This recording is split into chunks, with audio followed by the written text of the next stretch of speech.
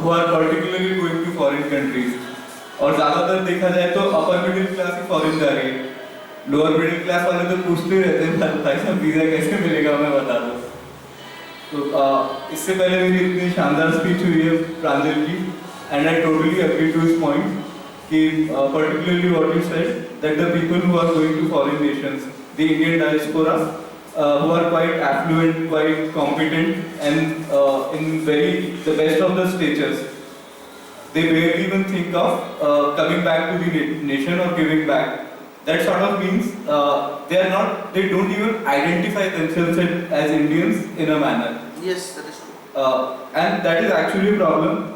Being an engineer, being in IT field, so I personally know a few people who are working outside, my own friends who graduated 10 years back. And in a way, like all of us represent a society where our own brothers and sisters have been there from generations. So still, I would want to differ a little from what we have been believing in general. Before that, I do not deny that this question plays in my mind persistently, like how about the people who leave India, who leave their motherland, who get educated here entirely on government subsidies, and not just that, they are a part of our family life, of our personal life, but they move outside. So I would begin with saying that today we are living in a globalized economy, and no one can stay isolated from any part.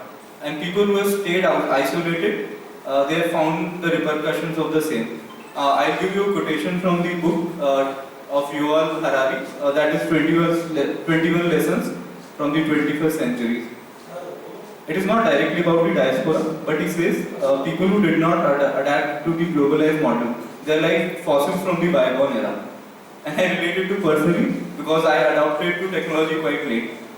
Likewise, movement of people, movement of skilled labor, it is not what India or anyone or even any government can control. It has to happen because, for example, if a German company can sell good cars, those cars will come to India or the entire world. Likewise, India cannot sell cars, we can sell services.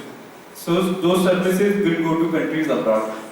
For example, companies like TCS, Infosys, which are hailed as the stalwarts of our IT era, they are also selling services outside. Those services don't help India as such.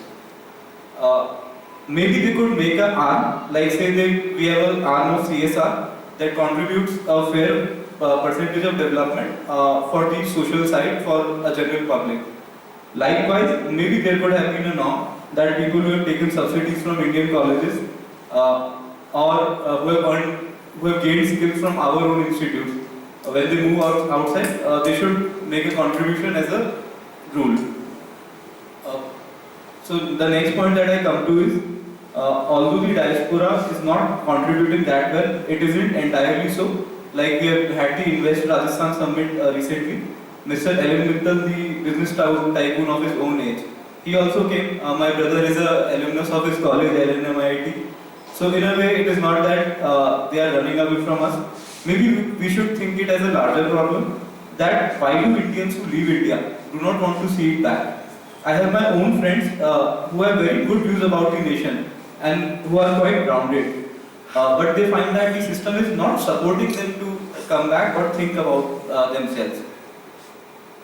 And so, is my time running out? No. We have got 1 minute. Okay. So I will not extend the story too long. I will come back to the main point here, like what happens to Indian diaspora. Does it affect us, Thoda? So my own brother is living in Finland, and my own brothers and sisters who are not my close like blood relatives, so many of them are there. Like if we study books on Indian diaspora, it is not a small section.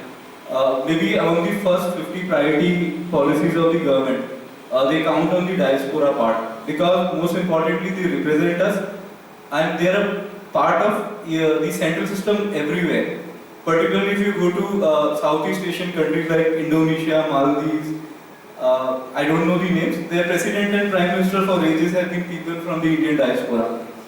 Other than that, if we go to US central banking IT system, even if I don't think they are that against India, they are making contributions with keeping the fact that India is central to what they are. We have statements from the the current president who came to the current prime minister who came to the UK governance. He used to vocally say from earlier also that I am an Indian and I will always be an Indian. And I don't think there was any sort of a harsh remark in that. He was just acknowledging the fact that I come from India. How can I leave the rituals and traditions that I learned from such a nation? And now he's holding the best post. Even after he joined, I think he went for the ceremonies like वो गाय को खाना खिला देते और उस तरीके से पूजन कर रहे थे. So how big it is an impact on the entire globe. It symbolizes our country so well. You have posted other photographs of people like Parag Agrawal. I think Parag Agrawal's case was a bit different. He had a general exit because of the Musk effect. I don't have many other cases to exemplify this, but I still believe that the diaspora, it will always represent our community. It is who we are. Certainly there are big pitfalls. Maybe we can make a better system so that they start reflecting back in a direct manner.